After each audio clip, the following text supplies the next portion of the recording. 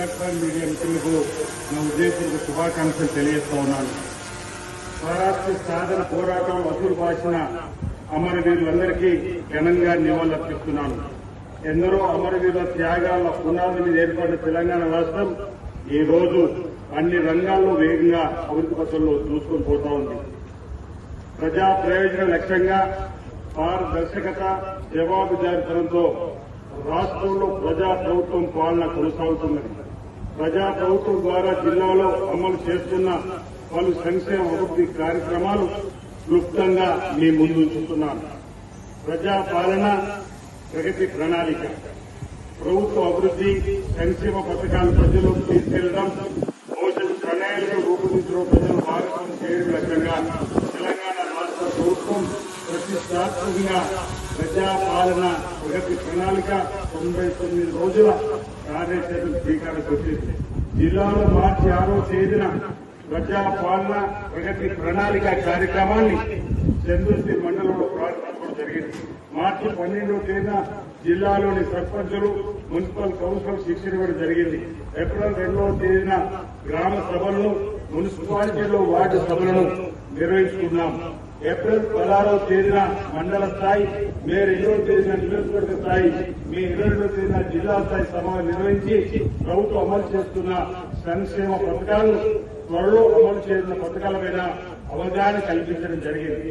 ఈ 99 రోజుల కార్యాచరణ ప్రణాళిక కింద 10 ప్రధాన అంశాల్లో ఇప్పటి వరకు 9 కార్యక్రమాలను విజయవంతంగా నిర్వహించుకున్నాం. మార్చి 6 నుండి 15వ తేదీ వరకు ప్రభుత్వ కార్యాలయాల్లో 496 ఫైళ్ల క్లియరెన్స్ చేపట్టడం జరిగింది. పరిసరాల పరిశుభ్రత కింద 1590 కిలోమీటర్ల రోడ్లు, 1242 కిలోమీటర్ల మురికి కాలువలు, 500 పైబడిన ఖాళీ ప్రదేశాలు శుభ్రం చేయడం జరిగింది. ఏప్రిల్ 6వ తేదీ నుండి 11వ తేదీ వరకు ఆరోగ్య వారోత్సవం నిర్వహించి ఆహార భద్రత, మాతృ పరిరక్షణ, ఎయిడ్స్ నివారణ, మత్తు పదార్థ అలవాటు కలిగే అనర్థాలను, హోమియోపతి, ఆయుర్వేదం, యునాని, యోగా విధానాలపైన అవగాహన కల్పించడం జరిగింది. ఏప్రిల్ 13వ తేదీ నుండి 19వ తేదీ వరకు అలేవ్ వారోత్సవం నిర్వహించి రహదారి భద్రత అవగాహన కార్యక్రమాలు 306 బృందాలతో నిర్వహించడం జరిగింది.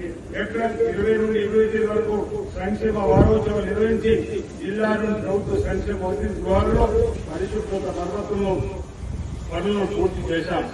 ఏప్రిల్ 22 నుండి మే 2వ తేదీ వరకు పిల్లల భద్రత, రక్షణ, నో డ్రగ్స్ వారోత్సవం నిర్వహించాం.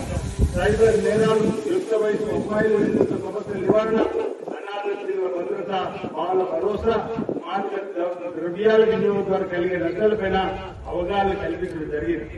మే 4 నుండి 9వ తేదీ వరకు వ్యవసాయ వారోత్సవంలో భాగంగా నేలల ఆరోగ్యం, ఎరువుల వాడకం, సన్నవడ్లు, కూరగాయలు, ఆయిల్ ఫామ్ తదితర ప్రత్యామ్నాయ పంటల సాగు, వ్యవసాయ రుణాలపై రైతులకు సదస్సులు నిర్వహించడం జరిగింది.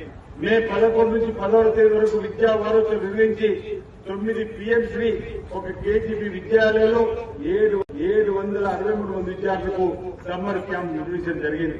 నియోజకవర్గ స్థాయిలో సర్పంచులకు, మున్సిపల్ కౌన్సిల్కు పాఠశాల విద్యా కార్యక్రమాలపై సమావేశాలను, గ్రంథాలయ దినోత్సవం, విద్యా విజయోత్సవ కార్యక్రమం నిర్వహించి 10వ తరగతి, ఇంటర్మీడియట్ లో ఉత్తమ ప్రతిభ కనిపించిన విద్యార్థులకు నగదు ప్రోత్సాహకం అందజేయడం జరిగింది.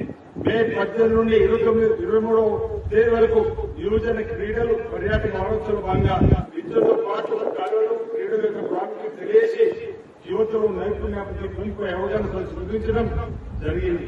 24 కంప్యూటర్ జాబ్ మేళలో 350 మంది ఆన్లైన్ లో రిజిస్ట్రేషన్ చేసుకోగా 30 మందికి నియామక ఉత్తర్వులు అందజేయడం జరిగింది. మే 25 నుండి 30 తేదీ వరకు మహిళా సంక్షేమ వారోత్సవం నిర్వహించి 113 గ్రామాల్లో ఇందిరా మహిళా శక్తి భవన నిర్మాణ శ్రీకారం చుట్టగా నిర్మాణాలు వివిధ దశల్లో పురోగతున్నాయి. 13 అంగన్వాడీ కేంద్రాలు ప్రారంభించడం జరిగింది. మెప్మా ద్వారా 1,00,000 మంది మహిళలకు ఇందిరమ్మ చీరలు పంపిణీ చేశాం.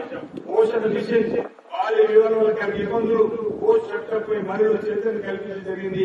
మేఘా రుణమాలు నిర్వహించి 675 స్వయం సహాయక బృందాలకు 47,33,00,000 రుణాలను అందజేశాం. జూన్ 1 నుండి 12వ తేదీ వరకు పర్యావరణ అంశాలపై రోజువారీగా కార్యక్రమం నిర్వహించడానికి ప్రణాళిక రూపొందించడం జరిగింది. పచ్చదనాన్ని పెంపొందించుకొని పర్యావరణ పరిరక్షణ అవసరమైన చర్యలను చేపట్టడం జరుగుతా ఉంది. నేతా కార్మికులకు చేసిన పని సిరిసిల్లలోని నేతలు చేసిన పనితో భరోసా కల్పించేందుకు రాష్ట్ర ప్రభుత్వం అన్ని చర్యలు తీసుకుంటూ ముందుకు వెళ్తా ఉంది. రాష్ట్రంలోని మహిళలకు కానుకగా చేసి ఏకరూప చీరలు 6,20,00,000 మీటర్ల వస్తుత్పత్తి ఆర్డర్ సిరిసిల్ల మరమగ్గాలకు 2025లో కేటాయించడం జరిగింది. ఈ సంవత్సరం ఇందిరా మహిళా శక్తి చీరల ఉత్పత్తి ఆర్డర్ మొదటి విడతగా 3 కోట్ల మీటర్ల ఆర్డర్ సిరిసిల్ల బ్యాంక్ సంఘాలకు కేటాయించడం జరిగింది. దీని ద్వారా 6,000 మంది కార్మికులు లబ్ధి చేకూరుతుంది. నేతల పథకం కింద జిల్లాలోని 200 పట్టణాలు చేనేత అనుబంధ కార్మికులు నమోదు చేయడం జరిగింది. దీనికి గాను ప్రభుత్వ వాటి కింద 2,9,00,000 రూపాయలు ప్రతి నెల జమ చేయడం జరుగుతుంది. అదేవిధంగా వేములవాడలో 50 కోట్ల రూపాయలతో ఏర్పాటు చేసిన యార్డ్ డిపో ద్వారా 90% రేటుపై నూలు ఇవ్వడం జరుగుతుంది.